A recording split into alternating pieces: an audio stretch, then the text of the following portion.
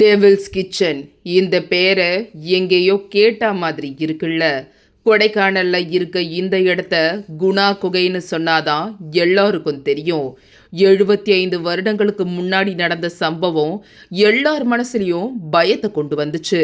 1955 மே 12 மதுரையை சேர்ந்த மிகப்பெரிய வியாபாரியும் பணக்காரருமான செண்பக நாடார் கொடைக்கானலை சுற்றி பார்க்க போறாரு. குணா குகையை பார்க்கும்போது உள்ள தவறி விழுந்துடுறாரு. அப்ப இந்த இடத்தோட பேரு குணா குகை இல்ல, சாத்தானின் சமையலறை.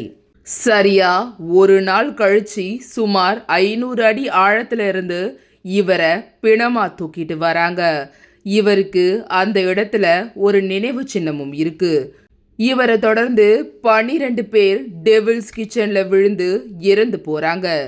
12 பேரோட உடம்பும் கிடைக்கவே இல்லை.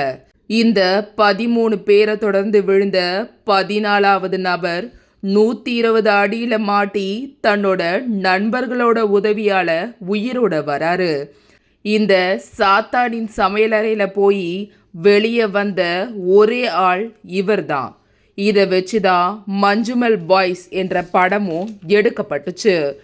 இந்த குகைக்கு ஏன் சாத்தானின் சமையலறைன்னு பேர் வந்துச்சு தெரியுமா?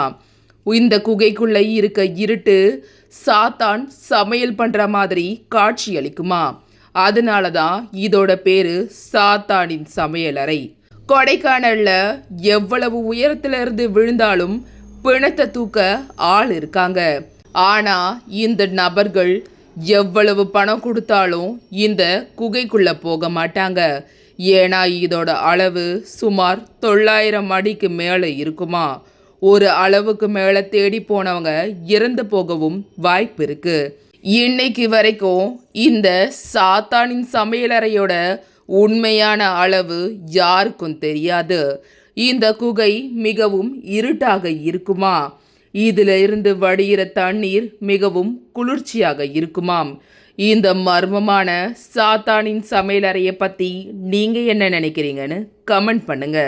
மறக்காம நம்ம வீடியோவை லைக் பண்ணி சப்ஸ்கிரைப் பண்ணிக்கோங்க.